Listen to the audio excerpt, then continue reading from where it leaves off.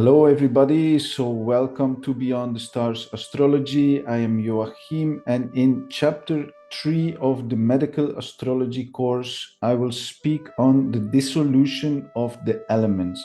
Now, in the previous chapter, we have seen the generational cycle of elements starting with Jupiter.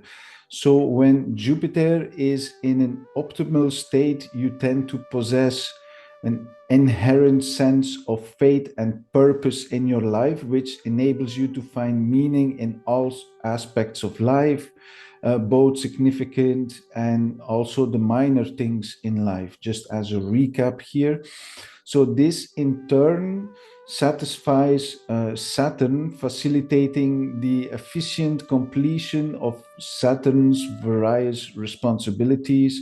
So a well-functioning Saturn fosters a strong sense of duty, as well as healthy detachment and fulfillment, preventing impatience or an overwhelming desire to meet your obligations. So this consequently directs Mars in a calm and composed manner. So this is generational cycle. So when Mars is in a good condition, you exercise your willpower in a balanced way, displaying moral integrity in your endeavors, and so this enhances Venus' capacity to offer both internal and external satisfaction, resulting in a greater sense of contentment and comfort in your life. So a well-balanced Venus leads to easy fulfillment of desires, minimizing sensory disturbances. And as a result, Mercury feels more accomplished and successful due to the ease with which needs are met. So finally, a healthy Mercury enhances organizational efficiency, allowing then again Jupiter to focus on increasingly significant and broader objectives. Now, when it comes to then the dissolution, so the opposite cycle of the elements. So in the natural world, each of the five elements, earth, water, fire, wind, which is air and ether space, not only has the ability to create another element, but also to dissolve it. So this process of dissolution happens in a reverse order from the process of creation. So earth, which is Mercury, dissolves into water, which is then Venus. Earth is solid and stable and can be broken down or dissolved by water. You can think of how soil erodes or dissolves when it mixes with water, and then water evaporates in fire. It's a liquid element and can be heated and evaporated by fire, turning into vapor. So fire is then blown out by wind. Fire burns and transforms and can be extinguished or blown away by wind. So you can think of how very strong winds can put out flames. And then wind is stilled by ether, which is moving air and can be calmed or stilled by the space, which gives room for it to settle. Now, this cycle of dissolution, this is what we're going to focus on in this chapter, is the opposite of this creative process and is crucial for maintaining balance in nature. So not only in nature, but also balance in your own body. The idea is that if elements could only create and not dissolve, the world would become unbalanced and chaotic, and also your body will become unbalanced and chaotic. So ether and wind. So if ether only give wind space to move, like we saw in the generational cycle, we would constantly face storms. But because ether also allows wind to dissipate, calm weather is restored and the balance is kept. Then we have from wind and fire. If wind only fanned flames of fire, the world would be consumed by wildfires. But however, wind also has the power to blow out the fires, preventing them from spreading uncontrollably.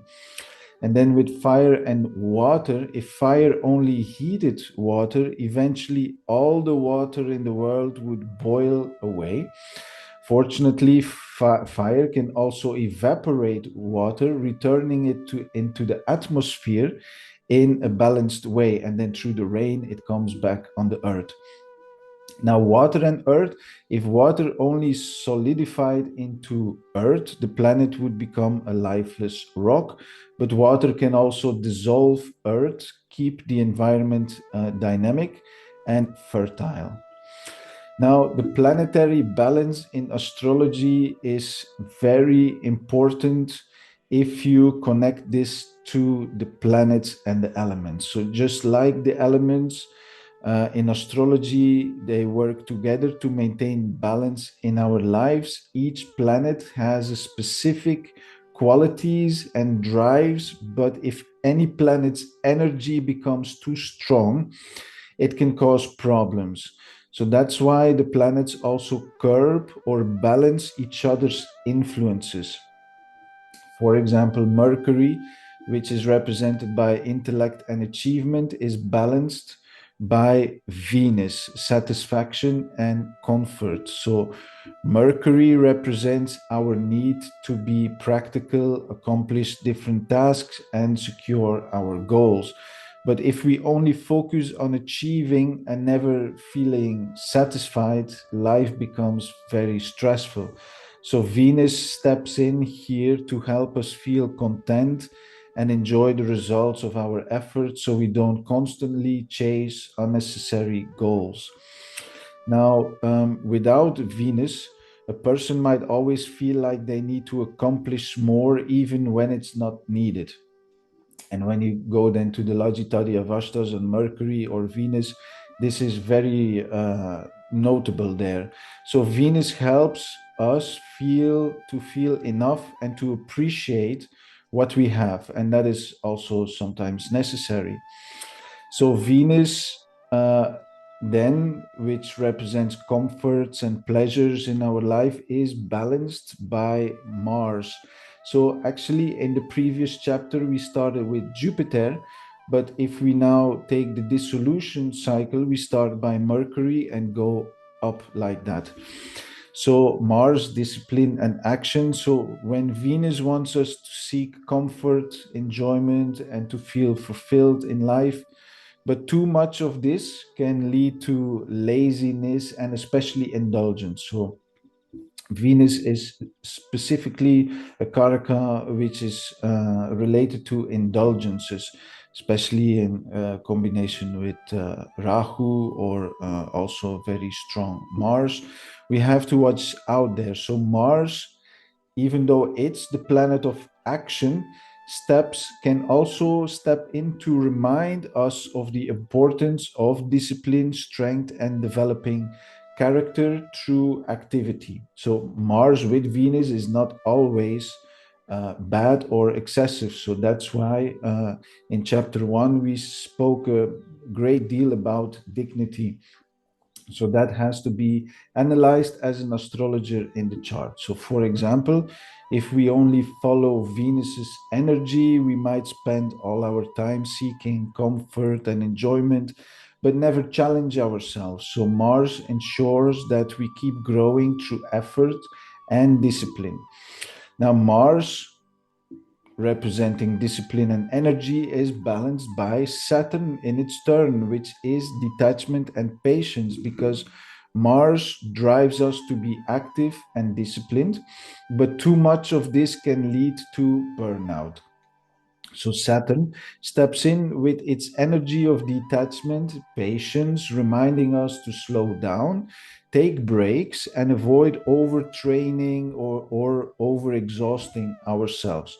So, for example, someone with strong Mars energy in the chart might push themselves too hard for too many times, leading to physical or mental burnout. And Saturn, in its turn, will help them pull back and adopt a more balanced long term approach to life. So then Saturn, which is duty and responsibility, is balanced by Jupiter, which is understanding. So Saturn represents duty, responsibility, structure, but too much focus on duty can make life feel rigid or also very cold and joyless. And so Jupiter, the planet of wisdom and expansion, brings understanding, forgiveness, allowing us to see the bigger picture and add meaning to our responsibilities. So, for example, without Jupiter, a person might live a life of strict duty. So when Saturn is very strong in the chart and Jupiter is very weak, this is a result. So following rules but feeling empty without purpose. And therefore Jupiter adds depth and purpose, showing there is more to life than just fulfilling obligations. So then again, lastly, Jupiter, which is meaning and our purpose, is balanced by Mercury, which is practicality and organization. So Jupiter inspires us to seek higher meaning, purpose, and knowledge. However, without balance, this can lead to fanaticism, to seek higher meaning, purpose, and knowledge. However, without balance, oh, now I'm repeating myself. This, of course, this leads to fanaticism. Sorry that I repeat myself here, or a life spent in abstract ideas. Maybe it's necessary that I had to say this twice, because doing a lot of meditation and spending sometimes in ashrams, I came across a lot of fanatic people, and this is a big issue actually. It's like politics, where you have the conservative people, ultra conservative people, fanatical people, against more liberal people who are trying to live a life without all of these strict obligations, for example. So Mercury, with its focus on practical tasks and details, keeps Jupiter's energy grounded. It helps us find meaning in everyday actions and accomplishments. So now, for example, someone with strong Jupiter energy might get lost in philosophical and spiritual pursuits without ever achieving anything concrete. So Mercury ensures that they can apply their knowledge in practical, real-world ways. So Jupiter's search for knowledge is also balanced by Mercury's ability to see God in all things. If we take it a little bit on a spiritual perspective, Jupiter seeks higher knowledge and also deeper understanding of the universe. However, Mercury teaches that divine presence can be found in all aspects of life, reminding us that wisdom is not just about grandiose ideas, but also about appreciating the beauty and order in everyday life and tasks. For example, without Mercury, a person might endlessly search for higher truths, neglecting the simple truths that surround them in daily experiences. So, in summary, just like the elements balance each other in nature, the planets in astrology balance each other in our lives. So each planet's energy has a natural counterpart that prevents extremes, ensuring harmony in our experiences and behaviors. And this delicate synastry between the elements and the planets helps maintain balance both in the world and within ourselves. So that is kind of the starting point of the generation cycle, and then balancing the solution cycle. So everything in life is related to that cycle. So when you do medical astrology, it's very important that you know these cycles of planets. So if you see there is a problem somewhere with someone, you can find the balancing planet to help that person focus on a specific planetary energy. So now what happens if planets have too much of their energies? So this is the excessive elements. So the five elements ether, air, fire, water, and earth, they naturally work together to keep the balance, but they are always changing and interacting with one another. So this means that imbalances often occur for short periods of time. In fact, the elements are rarely in perfect balance because life itself is very dynamic, always shifting, always changing. So, if everything were in complete balance all the time, life would be completely static. So, meaning it would stop moving, growing, or changing. So, over long periods, though, the elements tend to find balance again after uh, experiencing imbalances. So, that's where the healing process comes when we get sick. Now, if we remember the generating cycle of ether, air, fire, water, and earth, we can understand what happens when an element becomes excessive. So, if we have excessive fire, fire feeds on air. So, if there is too much fire, it will consume air rapidly. So, that is Mars and Saturn being always kind of a little bit in enemy relationship. Eventually, fire will run out of air, its fuel, and be extinguished. In this case, an element taking to an extreme will destroy the element that generates it, and in doing so destroys itself. So this is similar to how people with great talents can burn out if they push themselves too far in one direction. So keep that in mind, and keep a good close eye on the planetary positions in your chart. So similar things happen with the other elements when they are excessive, and this can actually happen when you have an exalted planet, by the way, and specifically an exalted planet with Rahu, for example, or a strong Mars. Then there would be definitely some excess there, and this has to be balanced. So when it comes to the ether, which is represented by Jupiter, when Jupiter is very strong or too strong, it creates too much empty space, causing Earth to lose, which is Mercury, its ability to hold that space. So that's why people also feel empty if they just think about those grandiose things and forget the little things in life. This creates a kind of an emptiness. So, Earth will be destroyed by the vacuum, and there will be no ground for things to exist on. So, when there is excess air, when air becomes too strong, which is Saturn, it destroys the stillness of Jupiter, which is ether. Just like radio waves can interfere with each other, air will create chaos and disrupt its own ability. Keep in mind, these elements are all in your body, and when there is excess or there is shortage, that will create imbalances, which then highly likely will eventually create disease. So when there is too much water, the water also representing emotions, can put fire out, and there is too much of it. And this is, we see a lot of depression also coming from that. When water doesn't evaporate as it should, it accumulates, preventing it from flowing or falling naturally as rain. And then excess mercury, when Earth is excessive, it absorbs too much water, preventing erosion and naturally changes. This makes Earth rigid, and it loses its ability to differentiate and shift. This is all a little bit technical, but it's good to go through that. This course, I want to create this full course with a lot of in-depth knowledge, so you have references in different chapters.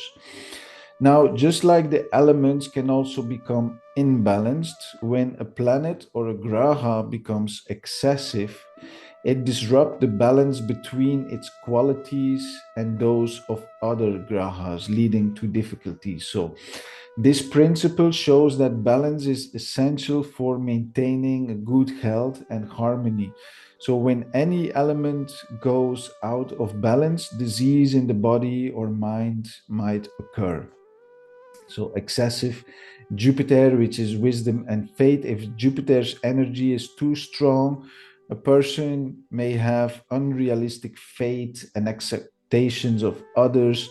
They might become overly idealistic and lose sight of practical details, because we saw that it disrupts Mercury, which are governed by Mercury. So when details are neglected, plans become sloppy, and Jupiter's goals cannot be achieved. So without Mercury's help, Jupiter's grand ideas lack a solid foundation to work from. So, for example, a person with excessive Jupiter might dream of big things, big revolutions, but fail to manage the practical aspects of the revolution that they desire on Earth, like budgeting or organizing daily tasks, if you want some company to achieve your goals. So excessive Saturn, which is duty and discipline. Saturn's influence is about responsibility, structure, but too much Saturn can lead to being overly rigid and focused on duty. And then the person might become dogmatic or obsessed with fulfilling responsibilities, sadhana, also losing sight of the bigger purpose, which is governed by Jupiter. So without purpose, the duties become hollow and meaningless. So, for example, a person with excessive Saturn might follow routines obsessively, forgetting why they are even doing it, leading to a life of empty duties. Now, with Mars, willpower and discipline, Mars drives us to action and discipline. But if Mars is too strong, a person might become so focused on specific tasks or challenges that they neglect other important responsibilities, especially those related to Saturn. So, this leads to immaturity, as neglecting Saturn's duties means no true character is being developed. So, for example, someone with excessive Mars might spend all their time on physical training, competitive activities, but neglect their responsibilities at home or work, preventing personal growth. Then, with excessive Venus, which is comfort and fulfillment, Venus brings pleasure and comfort and feeling happy and fulfilled. But if Venus becomes too excessive, a person may seek comfort, nourishment, and pampering to the point of laziness and addictions. They may avoid the effort and energy needed for success, which is governed by Mars. And without the energy to work towards your goals, true fulfillment from Venus is just not possible. For example, a person with excessive Venus focus only on relaxation and luxury, neglecting hard work or physical activity, which eventually leads to dissatisfaction. Now, then, lastly, when it comes to Mercury, which is practicality, security, and accomplishing goals, Mercury governs the need for then our material stability and security. But too much Mercury can make a person overly focused on these goals.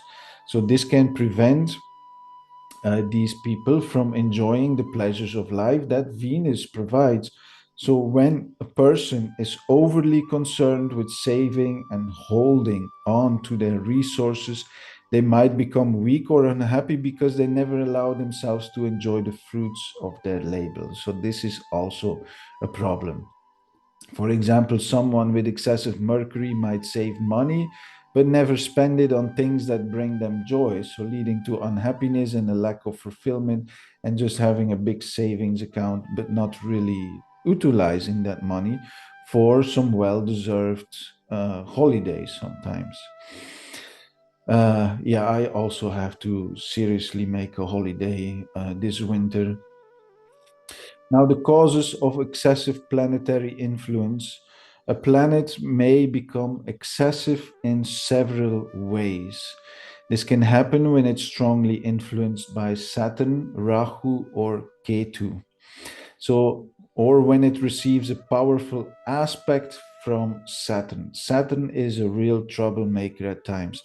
So, Saturn's influence is particularly strong because it represents restriction, discipline, and control, which can intensify the qualities of the graha it aspects or affects. So in these cases, when you have Saturn, Rahu, or Ketu influencing a specific planet and that planet goes in excess, the Somya grahas, or the gentle planets like Jupiter, Venus, and Mercury, can help restore balance to that planet. So a strong influence or conjunction from a Somya graha can moderate the excessive energy of another planet, helping to bring the system back in harmony. So keep that in mind. Lastly, now to finish off this chapter, both the elements and the planets in astrology are very dynamic forces that constantly interact to maintain balance. When any of these forces become excessive, it leads to imbalance, disharmony, and challenges in life. However, with the right counterbalance, either through natural cycles of the elements or the influence of other planets, balance can be restored, leading to health and harmony. So this is all very necessary for you to know before we dive deeply into the glands, into the organs of the body, into the nervous system, into the brain, etc. So knowing the dignity of planets, knowing the cycle of the planets, knowing what the planets represent, will make it much easier for you to do readings, because many times, even if you do astrology, sometimes I was already contacted before by astrologers and they're doing a lot of consultations, but still they kind of they telling me that sometimes the clients, or in many cases clients, do not really relate to what was being said. And that's why the main problem for that is that you're too much focused on planets in houses or planets in nakshatras, without or planets in signs, without knowing what the planet really represents. So, and that has been overlooked by many astrologers, and therefore also this course we're going to dive deeply into what now the planets really representing, how they affect each other, how there are imbalances and balances being formed. We can go even further, because similar to nakshatras, the planets also have deities and different classifications. But that is then for later chapters. So it's really important to deeply understand the planets, because also when it comes to medical astrology, there is the techniques. It is said there's no techniques that relate the body parts to the houses in astrology. That is also very important. It's more working with the planets itself and the rashis.